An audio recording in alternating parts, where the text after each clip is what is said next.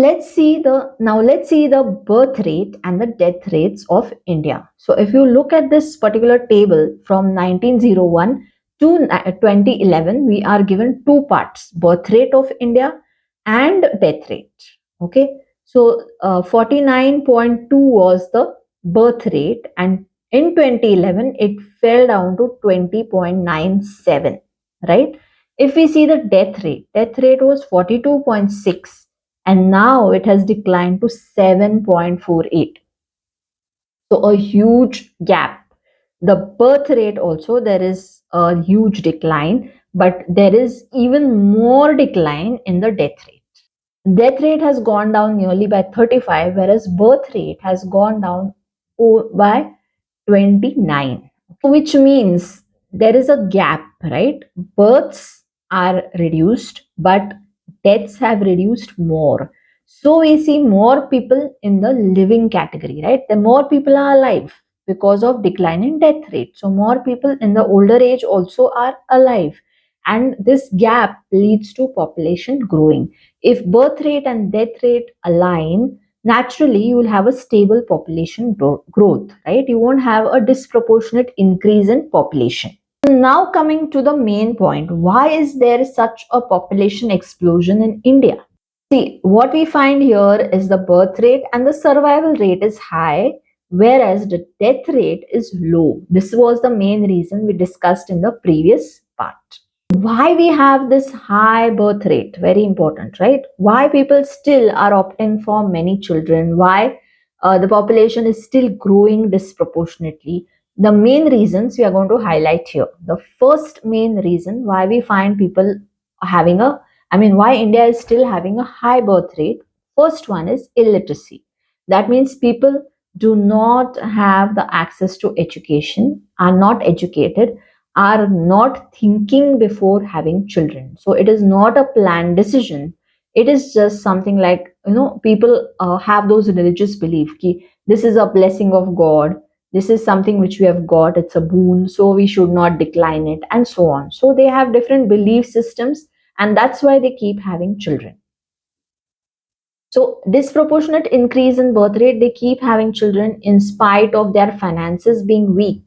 So they're not even able to have the upliftment of the children. They don't even have that capacity to make those children capable of living in this world. But they don't even have the money to feed them. But still, they are having children. So it's illiteracy. It's not having the proper education, because of which there is high birth rate. The second one we see is universalization of marriage. So basically, marriage seems to be like a compulsory thing, and after marriage, a compulsory thing is having children.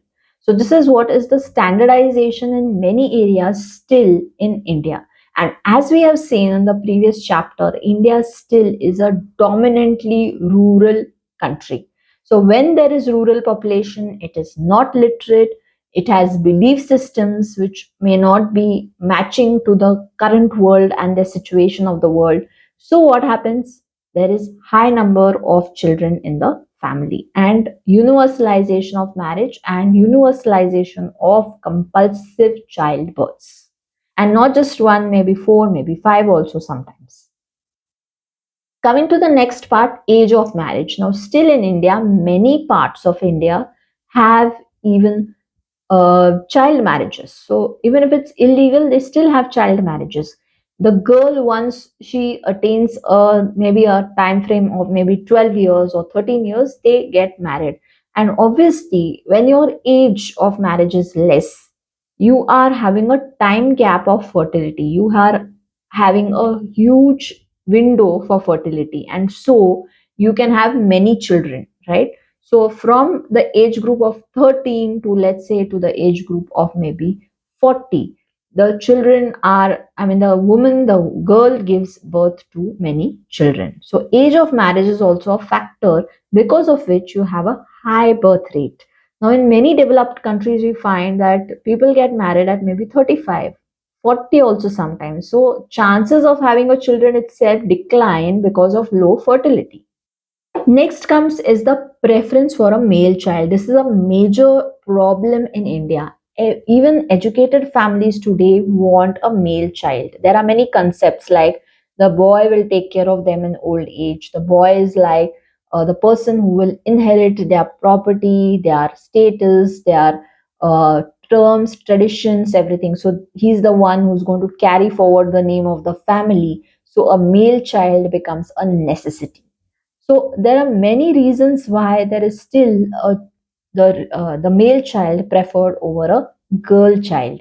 And so if you have multiple births, like it would be like three girls are there in the family, and still there is the couple want a male child, they will go on in the process of giving birth till they get a boy. So this is a big issue in specifically the uneducated and the rural areas. Even educated families, yes, they are having a preference, but it is still better off. They are declining in their choices. They are okay with a girl child also, and they don't give multiple births just in the hope that they will have a male child in the next row. Then coming to joint family systems. Now, why joint family systems are a reason for higher birth rate? The reason is because there could be forced births. That means the couple may not be ready for another child, or they may not want more children, but still, because of joint family system, they have the convenience also that the child will be taken care of. So once the birth is given, then there is a whole family who can take care of the child. Joint family systems can trigger having more children in the family because there is a lot of caregiving and caretaking possible. Whereas in a nuclear family, the couple has to think twice before having, you can say, a child, because there may not be support, they may not have the necessary people around them to take care of their child. And the next area which we talk of is more like dependency on agriculture, right? So agriculture oriented uh, income sources.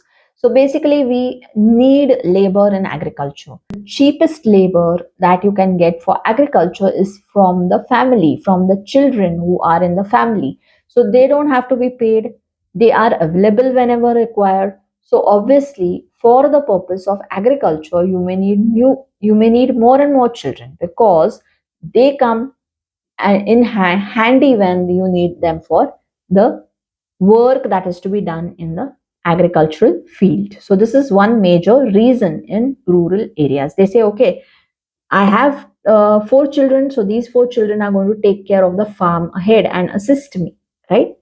The next part is very like it's more like a paradox. But if you go to see, poverty creates the urge to have more children. Why?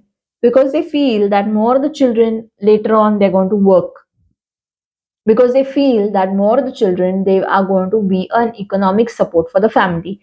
Little do they realize that they are also going to have their own expenditures, right? So if you have more children, they have their own personal expenses also. So where is the question of them giving money to you? But still, people who are coming in the poverty range, they say, okay, more children means they are going to be supportive, they are going to give us money, and that's why they will be more beneficial. So it's more like a very self-centered decision when more children are given birth to. And finally, we have what is called as the lack of the awareness of family welfare services. So family welfare, family planning services are not known also by many people. So still awareness, rural people are not aware that there are family planning measures available, and they're easy, cheaper, and it can be opted without any harm. So this awareness, there are many NGOs, many organizations in India, even government is trying to create awareness related to family welfare programs. But still, a lot of work needs to be done, and that's why still there is an outburst of population in India. Now, coming to the second cause which has led to the population outburst, and that is connected to the death rate, which is low. Now, why is India having a low death rate in comparison to the past? The first important thing, of course, is the medical and healthcare facilities have been improvised. So people are getting the facilities handy, specifically in urban areas, specifically in semi-urban areas, smaller towns also, there are basic clinics, basic facilities available, diagnosis can be done on timely basis, and so diseases are cured, medicines are available, and so on. So because of this, obviously the deaths which were happening because of the unavailability of medical facilities are now stopped. Second is what we have as the maternal death rate. So many a times the in the process of pregnancy, deliveries, many women lose their lives, or even the child who is born loses the life. So, or both may lose the life. So, maternal deaths are something which has gone down now because of a lot of work which has been done from the government, from NGOs, and other such supportive groups. So, the women who used to die in the pregnancy process or in the childbirth process are now not suffering that much. Fall in infant mortality. So, as I told you, that the children who are born at a very early age or even as infants died earlier. So, infant mortality rate was quite high in the earlier situations, which is now declined. Then increase in literacy, right? So people are more aware, self-aware about medications, healthcare, diseases, diagnosis, going to a doctor, and so on. So obviously, because of literacy, because of understanding, diagnosis is being done on time, and so people are saving the lives. Then coming to a very important thing which has taken place in India, nutritious food is available. Earlier, many people used to be malnourished. Okay, so now what is happening? Now food availability is quite good. So not just India produces food for itself, it also exports.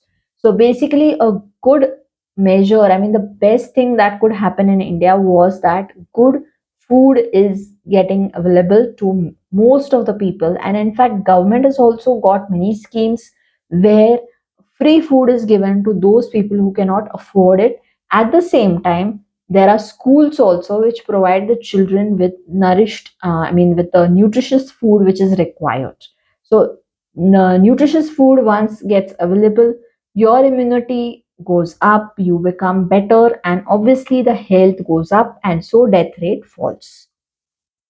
Then coming to disaster management. So obviously disasters do happen, keep happening in the country, but now saving people from disasters, disaster management processes, having timely action done has increased, improvised in the past years. So this, because of this, the natural calamities, though they happen, there are several warnings which can be issued in the just before it happens, and so people become aware, they are saved, their lives are saved. Even when the natural calamity strikes, maybe suddenly, maybe because of natural calamities enhanced nature, it takes a toll of that area, but still saving people from that natural calamity, the services of that have improvised, and so less deaths happen because of natural calamities. And finally, there are other factors like awareness campaigns, publicity factors. Then you have good urbanization, very high skilled doctors and skillful people in the medical fraternity. Then people creating awareness. Okay, so all this has led to the population having a low death rate. And because of low death rate and because of the high, you can say, birth rate in comparison, what has happened is there is a population explosion in India.